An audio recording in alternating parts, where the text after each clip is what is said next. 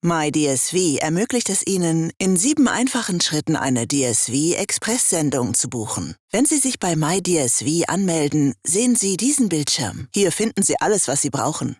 Aber bevor Sie beginnen, vergewissern Sie sich bitte, dass der Pop-up-Blocker deaktiviert ist und Ihr Browser Pop-ups von DSV zulässt. Wenn er diese nicht zulässt, wird Ihnen hier eine Warnung angezeigt. Bitte beachten Sie auch, dass Sie, wenn Sie sich außerhalb des Bestimmungslandes befinden, einen Importversand buchen müssen, obwohl Sie Waren exportieren. Dies ist also die richtige Anleitung für Sie. Gehen wir zu Schritt 1, Origin.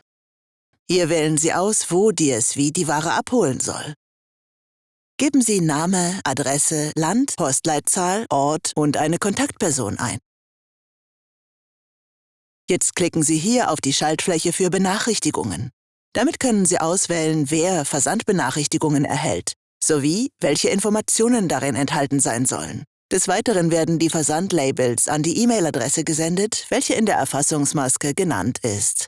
Als nächstes wird die Empfängeradresse unter Destination benötigt. Diese ist immer vordefiniert. Wenn Sie die Empfängeradresse ändern möchten, klicken Sie einfach auf das weiße Kreuz im blauen Kreis und geben Sie Name, Adresse, Postleitzahl, Ort und eine Kontaktperson ein. In den DSV Service Options können Sie die Serviceart auswählen, die Sie verwenden möchten. In diesem Beispiel wählen wir DSV Express.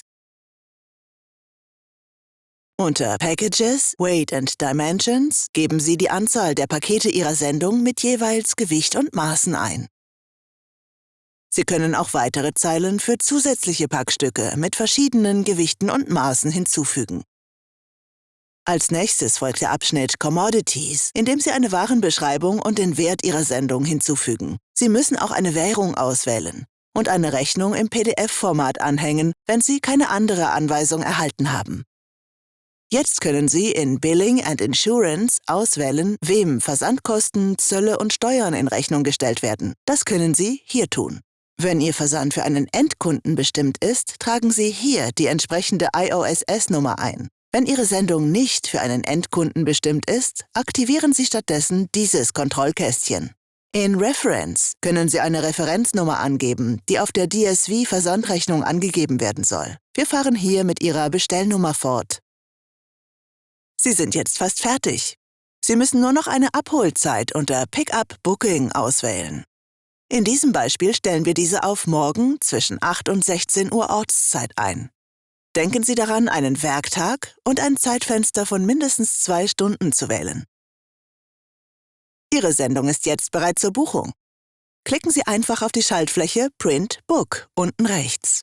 Und Sie erhalten ein Versandetikett, das Sie an Ihrer Sendung anbringen. Sollte dies nicht funktionieren, vergewissern Sie sich bitte, dass der Pop-up-Blocker Ihres Browsers deaktiviert ist.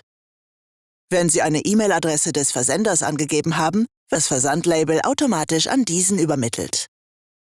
Sie sind jetzt bereit für den Versand. Aber bevor Sie versenden, hier ein paar Tipps aus dem Fach Gut zu wissen. Wenn Sie zunächst eine Sendung nach Erfassung aufrufen möchten, finden Sie sie hier in der Sendungsliste. Um der Sendung zugehörige Dokumente aufzurufen, klicken Sie hier auf den Tab eDoc. In diesem Beispiel gibt es ein Label und eine Rechnung.